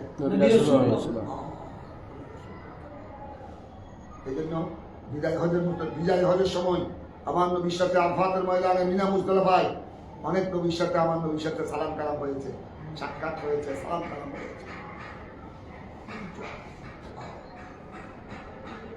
এটা নবীগণের আরেক মুজিজা এক নম্বর তারা ইন্তেকালের পরে জিন্দা দুই নম্বর কবর জগতে কি করেন আরেক মুজিজা এরা হজের সময় রওজা শরীফ থেকে পুনরা হজে চলে আসে হজ করে খানে কাবা বাইতুল্লাহ তাওয়াফ করেন মিনা মুজদালিফা আরফাত ওকুফ করেন হাজিদের সাথে ওনারা লব্বাইক তলবিয়া করে আরেক অফিরাওয়ায় তিনি উরজাকুন আরেক মুজিজা 4 নম্বর মুজিজা ওনাদেরকে জান্নাত থেকে রিজিক দেয়া হয় জান্নাত থেকে রিজিকের ব্যবস্থা আমাদের জন্য রয়েছে কথা বুঝছো জি মিশকাত তোমরা পড়েছো তো ইন্নাল্লাহ হারাম আলাল আরদি আন তাকুলা বিসাদাল আম্বিয়া ফানবিউল্লাহ হাইয়ুন ইউরজাকু আও কামা ক্বালা আলাইহিস সালাতু ওয়াসসালাম এটা সুনানে আবু দাউদ শরীফের হাদিস সাহিহ মিশকাত উনি মিশকাত শরীফের মধ্যে হাদিস বর্ণনা দিয়েছেন আমার নবী ইরশাদ করেছেন নিশ্চয় আল্লাহ তাবারক ওয়া তাআলা জমিনের জন্য হারাম করে দিয়েছেন নবীগণের শরীর মুবারককে ঠাস করা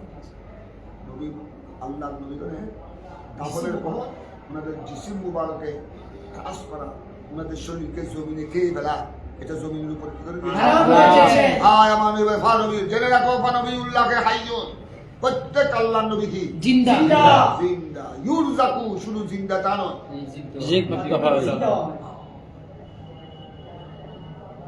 জিন্দা জিন্দা থাকলে কিছু খেতে হবে না। জি যেমন আমরা এখন জিন্দা আছি, আমরা দুনিয়ার খানা খাই, ওনার তো রওজায় পাকে জিন্দা, তো ওখানে রওজা শরীফে দুনিয়ার খানা কোথা পাবে? এই জন্য আল্লাহ ওনাদের জন্য স্পেশাল, স্পেশাল পাবে। ওনাদের হায়াত স্পেশাল, ওনাদের রিজিক স্পেশাল, ওনাদের জন্য জান্নাতের রিজিক সদা সর্বদা নবীগণের রওজা শরীফে জান্নাতের রিজিক মওজুদ। যেখানে শহীদগণ যদি জিন্দা হয়, নবীগণ জিন্দা হবে না? জি শহীদগণের ব্যাপারে তো আল্লাহ নিজে বলেছেন, বলা তাকুলু আমওয়াত বাল আহইয়া। নবী শহীদগণ কি জিন্দা আরেক আয়াতে আল্লাহ বলেছেন, ওয়ালা তাহসাবান্নাল্লাযীনা কুতিলু বাল আরে তাদেরকে শহীদগণকে তোমরা শহীদগণকে মরা বলো না, মরা বলে ধারণাও করিও না। ওয়ালা তাহসাবান্না এক আয়াতে বলেছেন, ওয়ালা তাকুলু মরা বলিও না, মৃত বলিও না। শহীদগণ কি জীবিত আরেক আয়াতে বলেছেন, ওনারা শাহাদাতের পর ওনারা গোড়া শরীর ছিন্ন বিচ্ছিন্ন হয়ে গেছে, রক্ত লাল হয়ে গেছে, অঙ্গ প্রত্যঙ্গ কোথায় কোথায় চলে গেছে। তারপরে তোমরা তাদেরকে মৃত বলবে না, মরা বলবে না, মরা বলে দাওয়াই করবে না বল আহিয়া আইন্দা রাব্বিহি ইযাকুর আল্লাহ শহীদগণের ব্যাপারে বলেছেন, তারা আল্লাহর পক্ষ থেকে কি পায়? শহীদগণের জন্য শহীদগণ যদি চিন্তা করে, এরা যদি আল্লাহর পক্ষ থেকে দিক পায়, নবীগণের শান শহীদগণ থেকে আরো আল্লাহ শহীদগণ তো হলেন নবীগণের উম্মত, শহীদগণ হলে নবীগণের উম্মত উম্মতের এই অবস্থা হলে আকার কি অবস্থা হবে, নবীর কি অবস্থা হবে? কথা বুঝছো? এই কমবক্তরা পরে জালেমেরা জবরদস্ত জালেম, যারা আল্লাহ নবীগণের শানে কটূক্তি করে, যে নবী মার্কার মাটি সে মিল গিয়া, নবী মরে মাটি নাউযুবিল্লাহ আমাদের নবীর ব্যাপারে বলছে এই কমবক্তরা, নবী মার্কার মাটি সে মিল গিয়া, নবী মরে মদিনার মাটির সাথে মিশে গেছে। দেওয়ালকে পিছে কি খবর নেই, দেওয়ালের পিছনে কি আছে এটাও জানে না। লানাতুল্লাহি আলাল যালিমিন, লানাতুল্লাহি আলাল যালিমিন, লানাতুল্লাহি আলাল কাফিরিন। মৃত্যুকদের উপর আল্লাহ লানাত জালেমদের উপর আল্লাহ এরা আলেম না জালেম? জালেম নবীগণের শানে যারা বেয়াদবি করে, নবী ওলি শহীদ গাউস কুতুব আবদাল সাহাবায়ে কেরাম তাবেঈন আহলে বাইত রাসূলের শানে যারা বেয়াদবি করে, এরা আলেম না, এরা মূলত হলো জালেম ওয়াজাহির আলেম। জাহিরি সুরতে মনে হচ্ছে আলেম, কিন্তু তার হাকিকত বাস্তবে এরা হলো জালেম। আল্লাহ নবীগণকে কত শান দিয়েছেন, কত মুজিজাত দান করেছেন, ওনাদের কত খাসায়েস, কত বৈশিষ্ট্য আল্লাহ তাবারক ওয়া তাআলা দান করেছেন।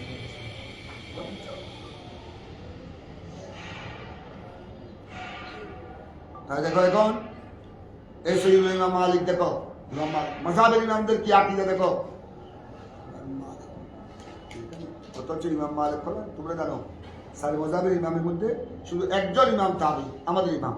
আলহামদুলিল্লাহ আমরা যে ইমামের অনুসারী, ইমাম আযম আবু হানিফা, তাবি চার মাযহাবের ইমামের মধ্যে শুধু আমাদের ইমামে কি তাবি। কওল মাশহুর, এটাই হলো সহিহ কওল, এটাই হলো আসাকুল আকওয়াল। বিশুদ্ধ অভিমত অনুযায়ী আমাদের মাযহাবের ইমাম উনি হলেন তাবি, আর তিনি ইমাম তবে ওনার তাবি। তাবি হওয়ার গৌরব অর্জন করেন। এটা একমাত্র তাবি হওয়ার শরাফত। তোমরা জানো মুসলমানের মধ্যে এক নম্বরের মর্যাদা সাহাবায়ে কেরাম, সাহাবায়ে কেরামের পরের মর্যাদা তাবেঈন, তাবেঈনের পরে হলো তাবেঈন। তবে যে তিন যুগের আমার নবী, যে তিন যুগে খায়রিয়তের আমার নবী সাক্ষী দিয়েছেন, যে যে তিন যুগের নাম আমার নবী উত্তম যুগ বলে ঘোষণা দিয়েছেন, খায়রুল কুরুনি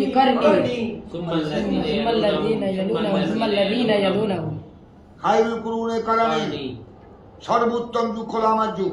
আমার যুগ আমার যুগ মানে আমার নবী সাহাবায়ে কেরাম, কারণ সাহাবায়ে কেরাম তো আমার নবীকে দেখেছেন, পেয়েছেন। সুম্মাল্লাযীনা ইয়ালুনাহুম তাবিঈন, তারপরে তবে এই তিন যুগ দিয়ে সর্বোত্তম যুগ, এটা আমার নবীকে দিয়েছেন, সাক্ষী দিয়েছেন। এখন একমাত্র সারি মাযহাবের ইমামের মধ্যে আমাদের ইমামে আযম আবু হানিফা উনি তাবী। এখন দেখো তো ইমাম মালিক তো সাহাবী নয়, তাবী নয়, তবে তাবী। উনি কি আমার নবীকে দেখেছেন?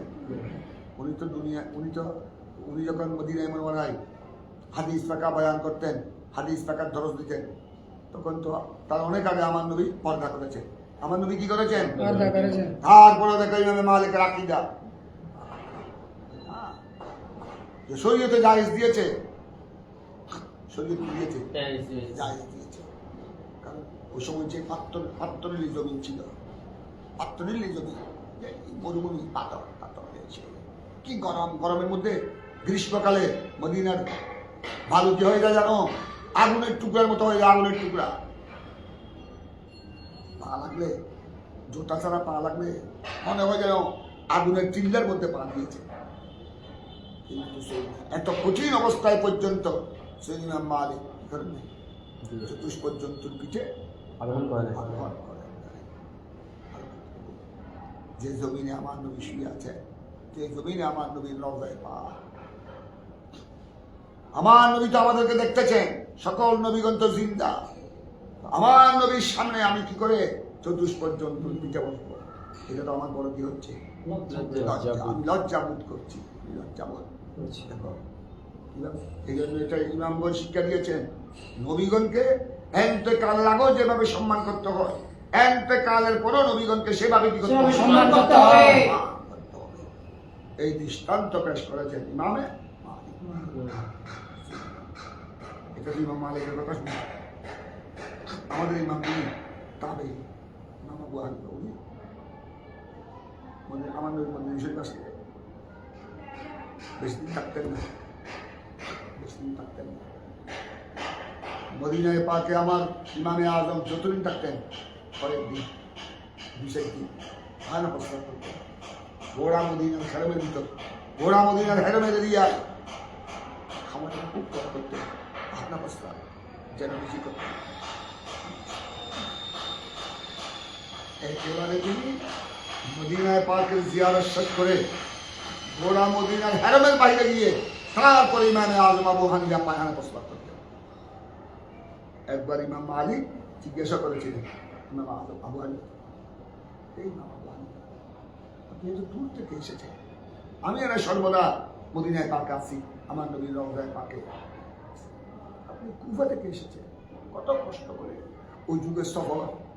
এখন তো আমরা ফাঁ করে বিমানে চলে যাচ্ছি, উমরাতে হজে ফাঁ করে চলে যাচ্ছে, আবার ফাঁ করে চলে আসছে। আপনি কত কষ্ট করে এসেছেন কুফা থেকে, আর আপনি মদিনায় পাকে আসার পর আপনি তাড়াহুড়া করে চলে যেতে চান। ইমামে আজম উত্তর দিয়েছিলেন আবু হানিফা, হ্যাঁ ইমাম মালিক আপনি ঠিক বলেছেন, আমারও মনে চায় না, আমার মনে চায় না যে আমার নবীর এই শহর ত্যাগ করে আমি চলে যাই, আমার নবীর রওজায়ে পাক, আমার নবীর মসজিদে নববী শরীফ, এটা ছেড়ে আমি চলে যাই। কিন্তু আমি গোপন কথা তো কাউকে বলা যায় না, সবাইকে বলা যায় না, আমি তো এই জমিনে আমার নবীর এই হারামে আমার পাখানা প্রস্তাব করতে লজ্জা লাগে। সেই জমিনে আমার আকাশ হয়ে আছে, আমার রসুল যে জমিনে আরাম ফরমা আছে, ওখানে যদিও শরীয়ত জায়েজ দিয়েছে, নতুবা লক্ষ লক্ষ হাজার হাজার মানুষ কেমন করে বসবাস করবে মদিনার জমিনে? জায়েজ আছে কথা, আমার বিবেকে তো মানছে না। আমি আমার নবী, যেখানে আমার নবী আকাশ হয়ে আছেন, ওই নবীর হেরমের সীমানায় আমি কি করে পাহাড় প্রস্তাব করতে পারবো? আমার লজ্জা লাগে, এই জন্য আমি তাড়াহুড়া করে একটু চলে যেতে চাই, যাতে হেরমের বাইরে গিয়ে আমি কি করবো, কাজ হচ্ছে। মালিকের জবাব কিরকম আর ইমামে আজমের জবাব, এক ইমামের চেয়ে আরেক ইমামের জবাব কত সুন্দর, কত সুন্দর। মাযহাবের ইমাম শিক্ষা দিয়েছেন। আমার ইমামে আজমের সাথে তো আমার নবী ডাইরেক্ট সালামের জবাব দিয়েছেন। আমার ইমামে আজম যখন রওজা শরীফে সালাম দিচ্ছিলেন, আসসালাতু ওয়াসসালামু আলাইকা ইয়া সাইয়্যিদাল মুরসালিন, আসসালাতু ওয়াসসালামু আলাইকা ইয়া শফিয়াল মুযনিবিন, এইভাবে যখন সালাতু সালাম পড়ছিলেন, হাজার হাজার জিয়ারতকারী ভিতর থেকে আওয়াজ এসেছিল, ওয়া আলাইকুমুস সালাম ইয়া ইমাম আল মুসলিমিন। আমাদের ইমামে আজমকে ইমাম আল মুসলিমিন লকব ডাইরেক্ট রওজা শরীফ থেকে আমার নবী দিয়েছে। ইমামে আজমকে জগতের কেউ ইমাম মুসলিমের লকব দিতে হবে না, রহমতুল্লাহ আলামিন লকব দিয়ে দিতেন, লকব দিয়ে ফেলেছেন। ওয়া আলাইকুমুস সালাম ইয়া ইমাম আল-মুসলিমিন ইয়া ইমাম আল মুসলিমিন। ইমাম আল মুসলিমিন, হে মুসলমানের ইমাম, আপনার সালাম আমি নবী কবুল করেছি। ওয়া আলাইকুমুস সালাম ইয়া ইমাম আল-মুসলিমিন। আমার নবী কিভাবে জিতবেন? আমার নবী তো সকল উম্মতের সালামের জবাব দেন, তবে আমার নবীর জবাব শোনার সকলের কি ক্ষমতা আছে?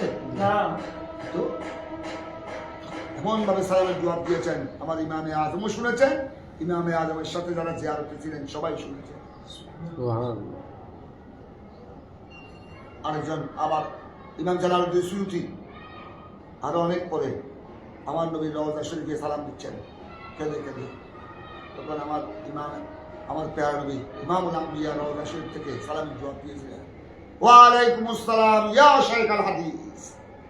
ইমাম আজমকে বলেছেন ইয়া ইমাম আল-মুসলিমিন। আর ইমাম জালালউদ্দিন সুয়ুতিকে বলেছেন ইয়া শাইখুল হাদিস। আমাদেরকে তো শাইখুল হাদিস, শাইখুল ফিক, শাইখুল তাফসীর উপাধি দিচ্ছ তোমরা দুনিয়ার আলেম ওলামারা। হ্যাঁ, ইমাম জালালউদ্দিন সুয়ুতিকে শাইখুল হাদিস উপাধিকে দিয়েছে রাসূলুল্লাহ সাল্লাল্লাহু আলাইহি ওয়াসাল্লাম। রওজায়ে পাক, রওজা শরীফ। কাজে কাজে সালাম দিচ্ছিলেন ইমাম জালালউদ্দিন সুয়ুতি। উনি তো কাহেরা মিশর থেকে এসেছেন মদিনা শরীফে। তারপর আমার নবী রওজা শরীফ থেকে সালামের জবাব দিয়েছিলেন, হে শাইখুল হাদিস, তোমার সালাম আমি কবুল করেছি। উপস্থিত সবাই শুনেছে। এদেরকে তো আমার নবী সালামের জবাব দিয়েছেন বরাবর। আর দুই ইমামের জন্য তো আমার নবী নুরানি হাত বের করে দিয়েছেন, সুবহানাল্লাহ। ডান হাত মুবারক, দস্তে আকদাস, দস্তে নবুয়ত। একজন শেখ আব্দুল কাদের জিলানী গৌসুল আজম, আর একজন শেখ আহমদ কবির ভাই, ইমাম ভাই, যে ভাইয়ের কথা কোসলে রয়েছে করছে কাজা ইবনুর রেফাই। কান আল-নবী ইয়াসলুকু ফি তরিকি ওয়াসলি। আমার গৌস পাক করেছে শেখ আহমদ, ওনার নাম আসল নাম আহমদ, শেখ আহমদ রেফাই। কাজা ইবনুর রেফাই কান আমিনি, শেখ আহমদ রেফাই উনিও আমার সিলসিলাভুক্ত, কান আমিনি। ফি তরিকি ওয়াসলি গায়। সেও জীবন অতিবাহিত করেছে, চলেছে ফিতরিকে আমার রাস্তায়, আমার সিলসিলায়। সে একজন আমার সিলসিলার অন্তর্ভুক্ত, উনিও গৌসবাকের ফয়েজ প্রাপ্ত। সে কামত করি এই দুজনের জন্য প্রথমে আমার গৌসবা আমার নবী রওজায়ে পাকে এসেছে প্রায় আমার নবীর ইন্তেকালের 500 বছর পর। গৌস পাকের সময় আমার নবীর হায়াতে জাহারার সময় 500 বছরের ব্যবধান। কত বছর ব্যবধান? 500 বছর।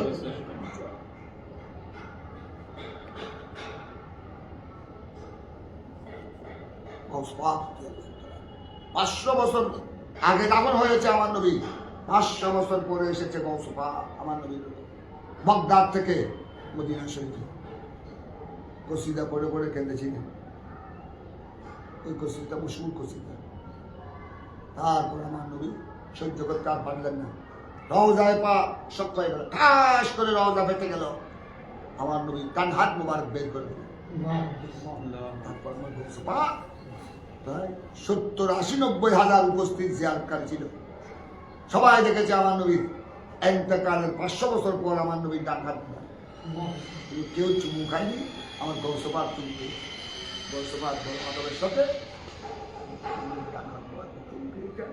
চুমু খাওয়ার পর আস্তে আস্তে আস্তে আস্তে হাত মুবারক ভিতরে ঢুকে দুজনের জন্য, একজন গৌস পাক আর আহমদ রেফাই। ওনার জন্য আমার নবী ডান হাত বের করে দিয়েছেন। উনি যখন জিয়ারত করছিলেন মদিনার বাড়িতে হাজার হাজার জিয়ারতকারী উপস্থিত ছিলেন, সবাই আমার নবীর ডান হাত মোবারক দেখেছেন। উনিও আমার নবীর ডান হাত মোবারক। এগুলো হলো বাস্তব প্রমাণ। নবীগঞ্জ ইন্তেকালের পরে রওজায়ে পাকে জীবিত। জিন্দা, জীবিত। 500 বছর পরে হাত বের করে দেওয়া, এটা কি মামুলি কথা? দাফনের 500 বছর পর রওজায়ে পাক থেকে কি বের করে দেওয়া? হাত দেওয়া। আব্দুল কাদের জিলানী তিনি চুমু খেয়েছেন, শেখ আহমদ কবির রেফাই তিনিও কি খেয়েছেন? চুমু খেয়েছে। তিনিও চুমু খেয়েছেন। কথা বুঝেছ? জি। আচ্ছা।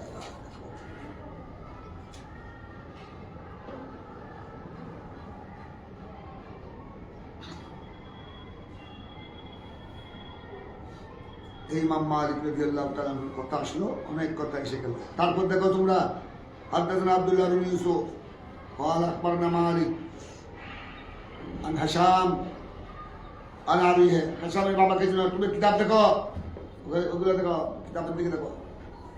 ইমাম মালিকের শাখ বলেন হাসাম বর্ণনা করেছেন আবিকে, ওনার আপা থেকে। হাসামের বাবাকে জানো? হাসাম বিন উরওয়া, হাসাম বিন উরওয়া, হিশাম বিন উরওয়া ইবনে জুবাইর, সৈয়দ জুবাইর রাদিয়াল্লাহু তাআলা আনহু। কথা বুঝছো? হযরত জুবাইর আমার নবীর প্রখ্যাত সাহাবা। ওনার ছেলে হলো উরওয়া, হযরত হাসামের ছেলে উরওয়ার ছেলে হলো হাসাম। হিশাম, হযরত জুবাইর আমার নবীর প্রখ্যাত সাহাবী। জুবাইরের ছেলে উরওয়া, উরওয়া ছেলে ছেলে হিশাম।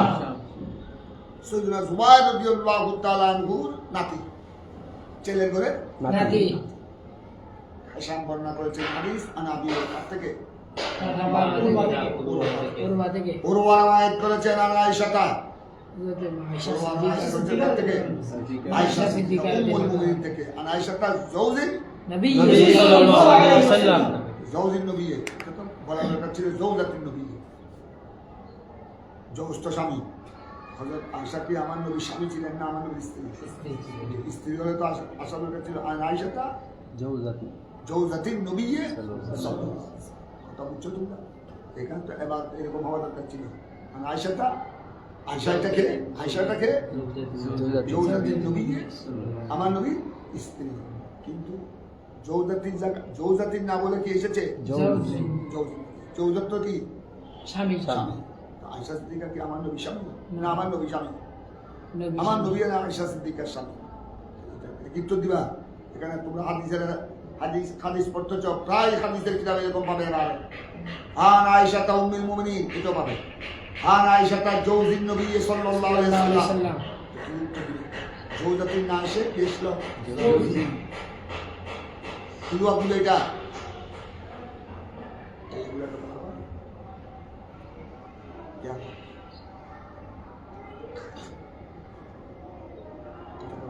لغات عددا ضد الجماعة دا ضد لغات عددا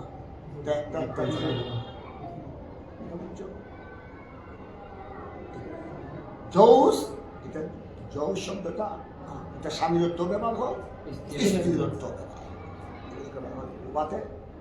লুগাতে আদওয়া, যেমন তোমরা বলেছো ব্যয়টু এসরাইতু, একটা অর্থ ব্যয়টু, এটা বেচা কিনা দুটোর অর্থ ব্যবহার করে। এসরাইতু এরকম ব্যয়টু এগুলো হলো এই লুগাতে আদওয়া। জিদ্দুনের বহু বছর বিপরীত অর্থ ব্যবহার হয়, বিপরীত এই তোর মধ্যে এখানে জৌজত্ব স্বামী নয়, জৌজত্ব জৌজটা স্বামীর অর্থ ব্যবহার হয়, স্ত্রীর অর্থ ব্যবহার হয়। এটাকে কোন লুগাত বলেছিলাম? জিদ্দুন কি জামা? কি জামা? কথা বুঝছো? আর কিছু আছে মহিলাদের জন্য খাস আলফাজ মুখতাসা, সিফাতে মুখতাসা, খায়জুন, আনতে তালিকুন পড়ে তোমরা? আনতে তালিকুন, স্ত্রী স্বামী স্ত্রীকে বললো আনতে তালিকুন, তো মুজাক্কার। এটা স্ত্রীর জন্য কি হওয়া দরকার ছিল? মুজাক্কার ব্যাপার হয়েছে, অসুবিধা নাই। কেন না? এটা লোমাতে খাসা, এটা সিফাতে খাসা। তালাক প্রাপ্তকে মহিলা, তালাক ওয়াকে হয় কার উপর? মহিলার উপর। তালাক স্বামীর উপর ওয়াকে হয় না, তালাক ওয়াকে হয় মহিলার উপর। কার্যকর হয় স্ত্রীর উপর। এই জন্য এটা বলা সিফাতে খাসা। আচ্ছা, সিফাতে খাসা যেটা স্ত্রীর জন্য খাস, তার মধ্যে মুজাক্কার মুআন্নাস পড়ে, মুজাক্কার মুআন্নাস বরাবর। তাই স্ত্রীকে আনতে তালাকাতুন বলা যাবে, আনতে তালিকুন বলা যাবে। তালাক পুরুষের উপর ওয়াকে হয়, ওয়াকে হয় কার উপর? জাইনাব খায়জুন, জাইনাব খায়জু আলী, এটা খায়জাতুন বলতে হবে না, কারণ খায়জটা খাস সিফত মহিলা। এটা সিফতটা খাস না। কোনো পুরুষের কি খায়জ হয়? না। কোনো পুরুষের কি মাসিক ঋতু হয়? না। সিফতে খাসা সিফতে খাসা যখন এগুলি মহিলাদের জন্য খাস তসবিহ তারিস এক বরাবর তসবিহ তারিস একবার আবার এখন তোমরা দেখো আয়েশা তাজউদ্দিন নবী সাল্লাল্লাহু আলাইহি ওয়াসাল্লাম আন্নান নবী সাল্লাল্লাহু আলাইহি ওয়াসাল্লাম এবার দেখো আয়েশা উম্মুল মুমিনিন আয়েশা সিদ্দিকা বর্ণনা করছেন এই হাদিসের রাবি হলো উম্মুল মুমিনিন আয়েশা সিদ্দিকা তিনি বয়ান করছেন এবার দেখো আমার রাসূলের গোসল শুনো আমার রাসূল কিভাবে গোসল করতেন উম্মুল মুমিনিন নিজে বয়ান করেছেন আন্নান নবী সাল্লাল্লাহু আলাইহি ওয়াসাল্লাম কানা ইয়াকতাসালা মিনাল জানাবত আমার নবী যখন জানাবতে কি করতেন গোসল করতেন আমার নবী যখন স্ত্রী সবাস করে যখন জানাবতের গোসল করতেন ইজা ইক্তাসালা মিনাল জানাবত বাধা প্রথমে আমার নবী কি করতেন কিভাবে শুরু করতেন দেখো শুরু করতেন বাধা মানে শুরু করতেন ঢাকা সালাই দেয় প্রথম আমার নবী কিভাবে গোসল শুরু করতেন দেখো প্রথমে আমার নবী দুনো হাতকে এই পর্যন্ত দিতেন এই পর্যন্ত কথা বুঝছো গাছালাই দেয় পানি দিয়ে এই দুনো হাত এই পর্যন্ত কবজি পর্যন্ত দুনো হাত ধুইতেন কথা বুঝছো জি দুনো হাত পালা করে দিয়ে সোম্মায় তাওয়াদ্দা তারপর আমার নবী ওযু করতেন কামায় তাওয়াদ্দা উল সালাত কামায় তাওয়াদ্দা উল সালাত নামাজে যেভাবে ওযু করে নামাজে যেভাবে ওযু করতেন সেভাবে আমার নবী জানাবতের গোসল লাগে ওযু করে এই জন্য ইমাম বুখারী তোমাদের সামনে বাব শিরোনাম কায়েম করেছেন বাবুল ওযু কাবলাল গোসল আমার নবী জানাবতের গোসল আগে কি করতেন ওযু করতেন প্রথমে পর্যন্ত আমরা এই জন্য ওষুধে কবজা পর্যন্ত হাতের কবজা পর্যন্ত আমরা দ্রুত করি এটা মুস্তাহাব যজুর মধ্যে কি সুন্নত মুস্তাহাব আর তারপর আমার নবী ওযু করতেন যেভাবে নামাজের জন্য কি করেন তারপর আমার নবী দেখো এবার ভালো করে খেয়াল করো ওযু করার পর সোম্মায়ুদিকুল ওয়াসাবিহু ফিল মা তারপর আমার নবী ওই পানিতে আঙ্গুলি মুবারক ঢুকাতেন এই দেখো পানিতে আঙ্গুলি মুবারক প্রবেশ করতেন সোম্মায়ুদিকুল ওয়াসাবিহু ফিল মা ফায়ুখাল্লিলু বিহা উসুলাশ শারঈ দেখো এবার আমার নবী এই হাতের আঙ্গুল দেখো এই হাতের আঙ্গুলি মুবারক পানিতে ঢুকিয়ে ওখান থেকে পানি নিয়ে খুব ভালো করে খেয়াল করো হাতের চিল্লু দিয়ে পানি নিয়ে আমার নবী এভাবে উসুলের সার মানি চুলের গোড়া এইভাবে আমার নবী ওযু করার পর প্রথমে ওযু করতেন গোসল আগে ওযু করার পর আমার নবী পানিতে আঙ্গুলি ঢুকিয়ে আঙ্গুলি মানে হাত ঢুকিয়ে এইভাবে কি নিতেন পানি নিয়ে ভালো করে মাথার চুল আমার নবীর চুল তো তোমরা জানো আমার নবীর চুল প্রায় সময় পাগড়ি কাটা ছিল কোনো সময় আপনার এই গর্দন পর্যন্ত কোনো সময় কানের লতি পর্যন্ত সময় একটু পিছনে পর্যন্ত ধরো আমার নবী ওই হাতে ওযু করার পর হাতে আঙ্গুলি প্রবেশ করে পানি নিতেন পানি নিয়ে এইভাবে উসুল সামনে চুলের গোড়া এভাবে বালা করে আমার নবী ধরতেন পানি নিয়ে এভাবে জানাবতের গোসলের মধ্যে যাতে চুলের কোনো গোড়া ধরে কি না থাকে শুকনা না থাকে ওযু করার পর এইভাবে পানি দিয়ে আমার নবী এইভাবে দেখো এইভাবে পানি নিয়ে আমাদের এইভাবে চুল তারপর দেখো এভাবে পানি পৌঁছানোর পর সোম্মায়ুদিকুল ওয়াসাবিহু ফিল মা ফায়ুখাল্লিলু বিহা উসুলাশ শারঈ তারপর খেলাল করতেন ফায়ুখাল্লিলু খাল্লালা ইউখাল্লিলু খেলাল মানে এভাবে বের করা ওই পানি নিয়ে এইভাবে এটা না খেলাল করা যেমন দাঁড়িয়ে আমার নবী ওযু করার পর তারপর আপনার পানির মধ্যে হাত দুটি ঢুকিয়ে তারপর আপনার ভালো করে কি নিয়ে বানিয়ে তারপর প্রথমে কি করতেন প্রথমে মাথার চুলের গোড়া উসুল মানে গোড়ালি চুলের গোড়া কি করতেন খেলাল করতেন ভালোভাবে নড়াচড়া করতেন যাতে আপনার পানি প্রত্যেক চুলের গোড়ায় পৌঁছে যায় কথাটা বুঝছো তোমরা ফায়ুখাল্লিলু বিহা উসুলাশ শারঈ মানে কি বললাম চুলের গোড়ায় তারপর সুম্মা ইয়াসুব্বু আলা রাসিহি সালাসা গোরাফিন বিয়াদি আরে দেখো তারপর সুম্মা ইয়াসুব্বু আলা রাসিহি তারপর আমার নবী মাথায় কি ডালতেন পানি ডালতেন না পানি নয় পানিতে কি মানে সালাসা গোরাফিন বিয়াদি তারপর আমার নবী হাতে পানি নিয়ে দেখো গোরা পুজো গুরফাতুল কি জমা চিল্লু 3 চিল্লু অঞ্জলি হ্যাঁ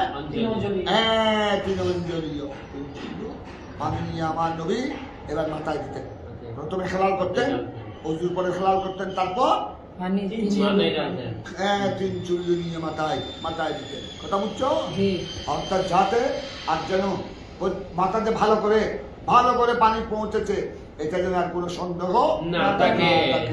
সুম্মা ইয়াসুব্বু আলা রাসি সালাসা গোড়া বিয়াদিহি সুম্মা ইউফিদুল মা আলা জিলদিহি কুল্লি, তারপরে গোড়া শরীরে প্রত্যেক গোড়া শরীরের চামড়ায় তারপর কি করতেন? পানি ঢালতেন। পানি পৌঁছে দিতেন, পানি পৌঁছে দিতেন। কথাটা বুঝেছ? সুম্মা ইউফিদু, ইউফিদু মানে বুঝো? আফাদা ইউফিদু, আসাদা ইউফিদু, প্রবাহিত। প্রবাহিত করে। আফাদা ইউফিদু মানে প্রবাহিত। করে। সুম্মা ইউফিদু আল মা আলা জিলদিহি কুল্লি, গোড়া শরীরের চামড়ায় তারপর আমার নবী কি পৌঁছে দিতেন? পানি পৌঁছে দিতেন। পানি পৌঁছে দিতেন। এভাবে আমার নবী পানি নিয়ে মশক টসক করে পানি নিয়ে এবার এমন ভাবে মাথার উপর টানতেন আমার নবীর গোড়া শরীরের চামড়ায় পানি পৌঁছে যেত। কথা বুঝছো? জি। অন্য অন্য রাওয়ায়াতে আছে পানি বেশি থাকলে 3 বার দিতেন, 3 বার পানি প্রবাহিত করতেন। আর কোনো সময় পানি কম হলে একবার দিতেন, একবার দিতেন, 2 বার দিতেন। 3 বার দেওয়াটা মুস্তাহাব, সুন্নতে মুস্তাহাব করা। একবার দেওয়াটা জায়েজ, তবে একবারটা এমন ভাবে দিতে হবে যেন একবারটা এমন ভাবে দিতে হবে যেন আপনার গোড়া শরীরে প্রত্যেক জায়গায় যেন পানি পৌঁছে যায়। গোটা শরীরে প্রত্যেক জায়গায় যেন পানি পৌঁছে যায়। কথাটা বুঝছো তোমরা? জি। এই তো হলো আমার নবীর জানাবতের গোসলের নিয়ম, জানাবতের গোসলের নিয়ম। এই হাদিস থেকে উম্মুল মুমিনিন আয়েশা সিদ্দিকা রাদিয়াল্লাহু তাআলা আনহা, এই হাদিস থেকে ইমাম বুখারী এই মাসলা বের করলেন যে জানাবতের গোসলের আগে কি করা? উযু করা। ওযু করা। এটা হলো আমার নবীর সুন্নাহ, এটা আমার নবীর সুন্নাহ। আমার নবীর সুন্নাহ। তোমরা এভাবে এটার উপর আমল করবা। ইনশাআল্লাহ। এইটার নাম বাবুল ওযু, বাবুল ওযু قبل الغسل قبل الغسل। اللهم صل على سيدنا وعلى آل سيدنا مولاي صل وسلم على حبيبك خير خلق صلاة وسلاما عليك سيدنا وعلى آلك আল্লাহ আমাদের আলামিন বাড়িয়া দর্শনের লামিয়া কামি মাদ্রাসার দরজায় সামনের ছাত্রদেরকে বুখারী শরীফের দরস দেয়া হলো। আল্লাহ দ্বিতীয় পারা কিতাবুল গোসল থেকে আজ তাদেরকে দরস দেয়া হলো। আল্লাহ দর্শে সেই বুখারীকে কবুল করুন। আমিন। পরবর্তীকালে বাচ্চাদেরকে আল্লাহ আহাদিসে পাক আমাদেরকে, আমাদের বাচ্চাদেরকে, ছাত্রদেরকে ভালোভাবে বুঝার আল্লাহ তুমি তৌফিক আমিন। ফাহমে কামেল দান করো। আমিন। আল্লাহ হাদিসে পাক জব্ত করা, হিফজ করার তৌফিক। আমিন। আল্লাহ আমাদের এই বাচ্চাদেরকে উলামায়ে রাব্বানিয়িনের মধ্যে আল্লাহ তুমি কবুল করো। আমিন। আল্লাহ আমাদের সাথে এই দর্শ সহিহ বুখারীতে যারা যুক্ত আছেন অফলাইন অনলাইনে দেশ বিদেশ থেকে, আল্লাহ সকলের মুশকিলাত আসান করো। আমিন। ইমামে বুখারীর উসিলায়, সহিহ বুখারীর উসিলায়, রুয়াতে সহিহ বুখারীর উসিলায়, আহাদিসে সহিহ বুখারীর উসিলায়, তারাজুমে আবওয়াবে সহিহ বুখারীর উসিলায় আল্লাহ আমাদের সকলের জীবনের গুনাহ খাতা ক্ষমা করুন। আমিন। আল্লাহ আমাদের দেশে শান্তি শৃঙ্খলা কায়েম করুন। আল্লাহুম্মা আমিন। ইয়া আল্লাহ পরবর্তীকাল আগামী মঙ্গলবার, আজ মঙ্গলবার, আগামী মঙ্গলবার 3রা মার্চ না? জি।